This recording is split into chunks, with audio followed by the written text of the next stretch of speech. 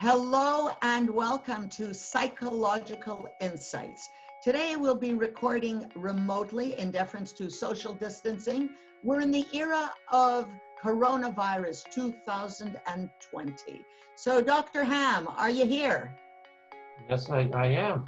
Yes, hello. How are you? Hello. How are you, Pat? This social distancing leaves a little bit to be desired, but we're gonna move forward. Today we're talking about procrastination or the Manana syndrome.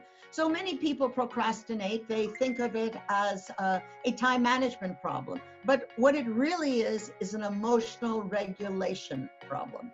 And to talk about this, we're going to be talking to our expert, our in-house expert, Dr. Robert Hamm. I'm Pat Kazakoff. You're watching Psychological Insights. Stay with me and meet Dr. Robert Hamm.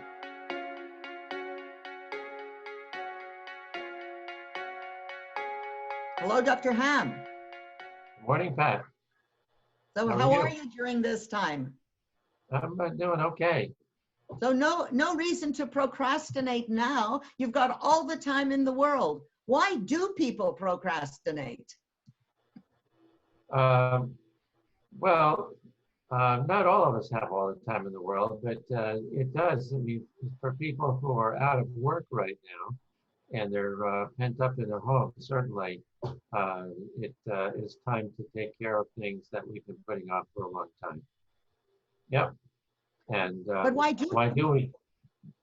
Yeah, in answer to your Dr. Timothy Seicel, University of Carleton in Canada, had suggested that this is not what it seems. It's not a time management problem per se.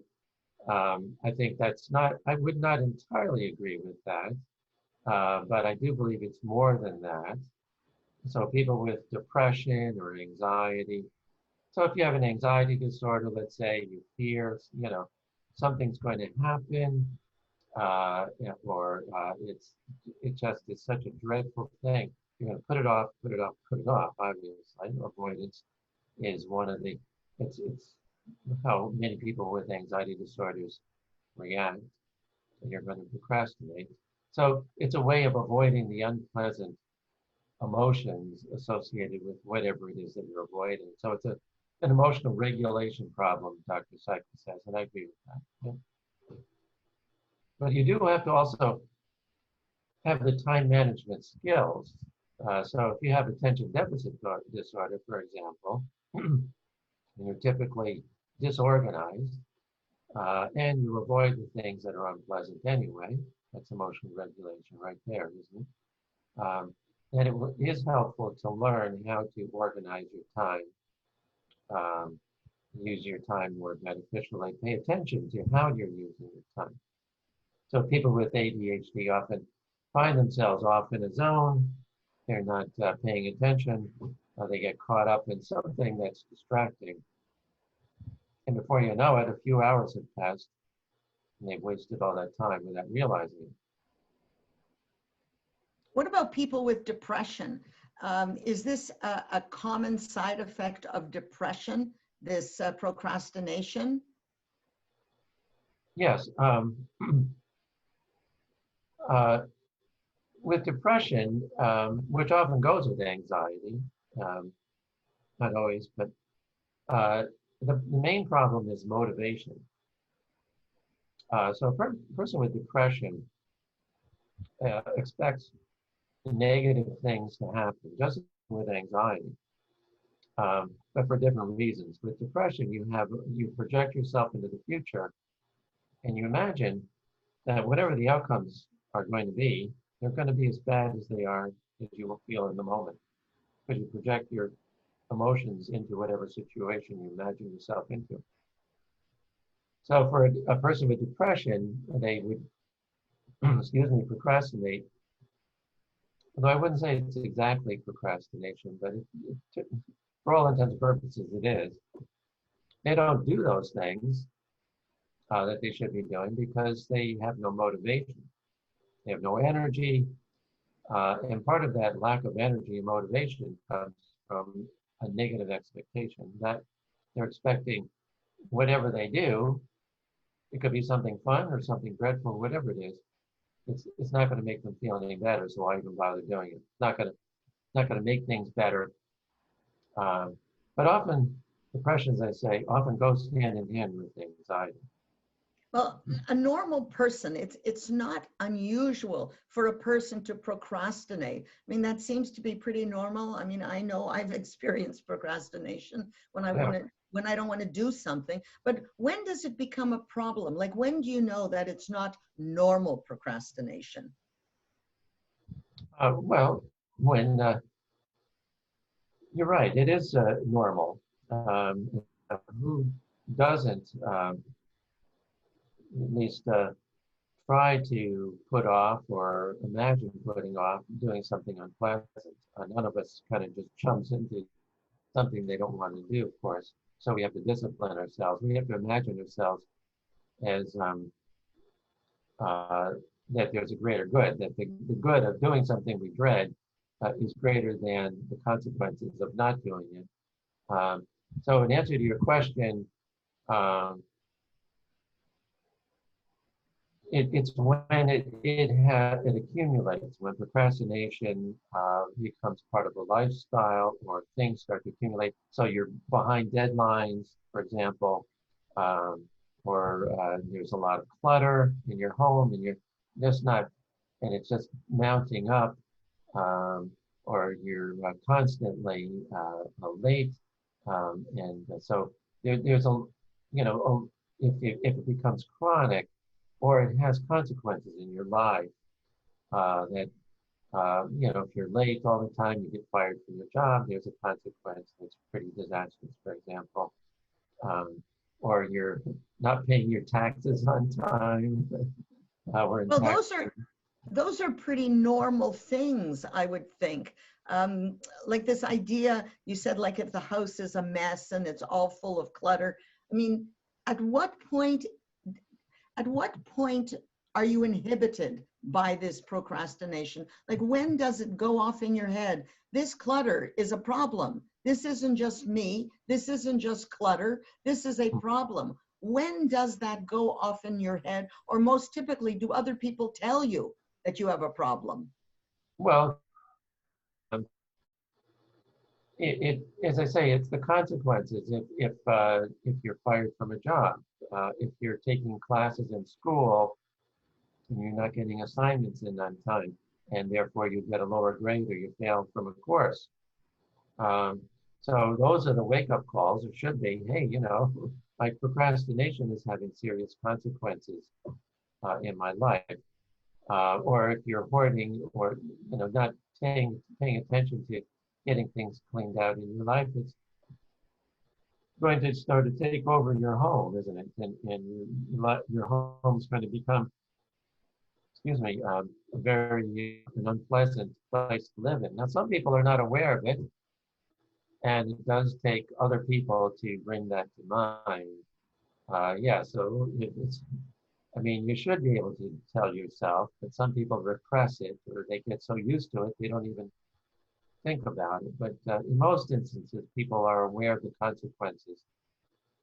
I would And think, I would think that there are people who have a higher capacity for procrastination. They're just they just have, they're able to deal with more. So the things don't get done, so they don't pay their taxes, so there's a mess in the house. They just have a higher capacity for that. And those people must be the hardest to treat, I would assume. well, I don't know if I would say it's a higher capacity. I mean, it might be that they're just more, they have more to deal with. They're more depressed or more anxious, or they have severe ADHD, for example. Um, it, but I think that yeah, we all have, psychological defenses, and some people just, or you can just say they become inured to it. They're so used to it that they don't know the difference. So a person who is depressed could be more isolated, and so they don't know it. No one tells them because no one's there to see, the world that they live in. So depression often goes with self-isolation. So it can be like that. They're used to it, and there's no one there to give them feedback. So I know when I procrastinate, I play little games with myself. And what I first do is I clean off my desk to make sure everything's in the right place. And then I make lists of Yep. things that I have to do. And then I cross them off very Right. energetically when they're done. I'm so Yeah. excited. I'm so happy. So what else can a person do to sort of cure themselves or rid themselves of this syndrome? Yeah, well, I think what you do is one of the things I recommend to a lot of my patients who have difficulties in getting things done. Um, I ask them to prioritize the things in their life that need taken care of, that either they're just, things in life that are important to them or things they're putting off. And then make a list. Like you said, a checkoff list is very effective because it really feels good to be able to say, hey, I did that, I'm checking it off. And it's a huge weight that's taken off your mind. And then to schedule, sometimes schedule. So that, if you're procrastinating and things are building up, it can become so overwhelming that that's another reason not to do it, another reason to procrastinate. You know, so I say, trying to, Rome wasn't built in a day, so try to apportion it. Just set aside maybe an hour or two a day, or take a certain room in the house or a certain section of the room, and just start there. So it's not overwhelming and not so dreadful to do. Um, so that's one of the things I recommend that they do. And another thing I recommend is to try to make it something that is fun and enjoyable. So either while they're doing it, they can make a game of it. They can keep a record of, you know, uh, how much they've gotten done, and sort of make it a contest with themselves, looking for their personal best. Or what I like to do is to play music that I especially, music that's very fast-paced and energetic, um, because doing things that I'm trying to clean up are usually rote. They're not very interesting. So them take a lot of concentration. So try to make it fun. Also, accountability. If I have a patient who is procrastinating, we set goals. And then I say, okay, now you're going to be accountable to me. So when I see you next week, I'm going to, expect you to report in to tell me what has been done. Um, and if the patient hasn't been able to do those things or not as much, we kind of break it down and see, well, maybe we bit off more than we could chew, or maybe we need to go about this a different way. So tell me, most of the people who come to you with this problem, they really, really have to be in trouble if they're coming to you. So my question is, how compliant can a person really be with these kinds of hints? Because most of the hints that you're telling me are pretty self-evident. Like you could figure them out yourself. I mean, I figured out how to write a list. I perhaps didn't figure out how to prioritize or to get a partner so that I'm responsible to them. But how compliant is a person who has this illness to those kinds of techniques? Um, well, frankly, rarely do I get a patient who comes in to see me because he or she is procrastinating. Um, it's usually part of something greater like depression or ADHD, or it comes up as incidentally in their lives is another thing they want to work on, frankly. Um, so it's usually something that they're motivated to work on. But that said, it doesn't mean that it's easy for them. It's usually something that's been going on for some time, and they just haven't been able or willing to confront it until, they um, decided that, wow, I'm seeing a psychologist and I see how procrastination is a part of something of my problem. It's another way it manifests. So usually the procrastination is a consequence rather than a problem. It's a consequence of something that they're coming to see you about, and they Oh, become conscious of, you make them conscious that this is a consequence of what you're going through. yeah, well, I mean, it becomes evident to them. Either I tell them or usually they tell me, because I don't know how they're living exactly, you know, unless I see signs and bring it up to them. But yeah, it's usually something that's brought up incidentally, or it's a manifestation of a bigger problem. But that said, it's not a small problem. Often it's something that's it is something that is affecting their lives. And it's interesting because when you deal with procrastination, it has a way of helping. Let's say if you're suffering from anxiety or depression, it helps to alleviate the symptoms of depression and anxiety. There's How, something, how, how so? well, I think two reasons. One is that now they feel that they're dealing with something, so they feel empowered. And that makes them feel better about themselves and dealing with their problems. And secondly, there's something that's freeing about dealing with things that build up. Whether it's clutter or tasks, um, it clears a space in your mind and in your psyche, in your emotional life, to help you to feel better. You know, it's like feng shui. It's there's something about living in an environment that is orderly and creates an ambiance that is clean and is conducive to relaxing. Um, so there is something about clearing away the clutter in one's life by dealing with procrastination that alleviates the symptoms, certainly for anxiety and even for depression. I'm noticing that you keep mentioning depression and anxiety often in your discourse. Is that because that's usually where you see the procrastination? People who have depression and anxiety, is that like most common?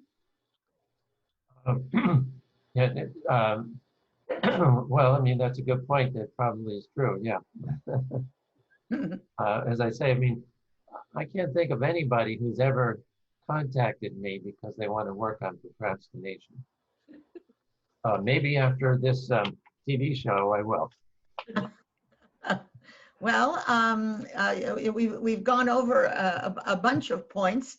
And the last question I wanted to know, of all the things that you suggest people to do if they are procrastinating, which is the one thing that you get the most bang from your buck? Well, I think that what you suggested, what you do, Pat, I think it's very sort of commonsensical, I know, um, but it's very simple to do. And whenever I've suggested it, my patient has taken to it. To create a checklist and schedule your time, put it into your time, your day, and to try to make it enjoyable. Reward yourself afterwards. It's called the pre-Mac principle. Do something that you're less likely to do first, uh, so that you can reward yourself with something you're more likely to do. Being accountable to me or a friend. Um, I might even suggest, well, okay, after you've cleared away some things, let's show me your house. You can show me some pictures. Um, so accountability, these things are, they're kind of commonsensical, but they work. Um, and I found that my patients are, they like that. They enjoy having that sense of teamwork that sense of structure that they've been unable to, even though they know these things, having someone suggest it to them and helping them with that. You know, it's like exercise. If you don't like exercising, it's more fun to do it with someone else. It gets you going. Oh, we have to get there at a certain time. So you're accountable to someone, and it's more fun when you're doing it with somebody else. So what I'm hearing from you is that that most people, that nobody, well, not even most people, that nobody comes into your office with the problem of procrastination. That procrastination, what that's all about is a consequence, of something bigger. And that's an important point. So the people who are watching this, perhaps it gives them some insight that yes, they are procrastinating, but that's not what this problem is about. This problem is about what else is bothering them that is resulting in procrastination. And all the things that you mentioned, yes, they're commonsensical, to write a list, to get a buddy, to be accountable. But what's most important about that is that sometimes you need a coach. You just need someone to sort of push you in the right direction. And I think that that's what this psychology is all about. Talking to a psychologist, going to a psychologist, we just couldn't figure it out for ourselves. So Dr. Hamm, thank you very much. Anything else you want to say right at the last minute? We're talking remotely. Yeah, no, I agree. I think, as you were saying earlier, everybody more or less procrastinates. You don't always need a psychologist to help you, but when it becomes something that becomes a problem, when it becomes a big problem, yeah, then it is helpful to see a psychologist, and you realize that it's an outgrowth of other issues in your life. But that said, nonetheless, it has to be done. Dealing with procrastination is something that has to be done in a very tangible way, with these very sort of discrete and tangible ways of addressing the problem. Yep. Thank you very much, Dr. Hamm. I hope that this is our first remote, and I'm hoping that we won't have to do this remotely anymore, but it's been a pleasure talking to you, as it always is. And do we have a topic for next month yet? No, I have to come up with something. Okay. Yeah. Well, I will look forward to that, and WHC TV will look forward to that, and all our public. Thank you very much. Okay. Thank you, Pat.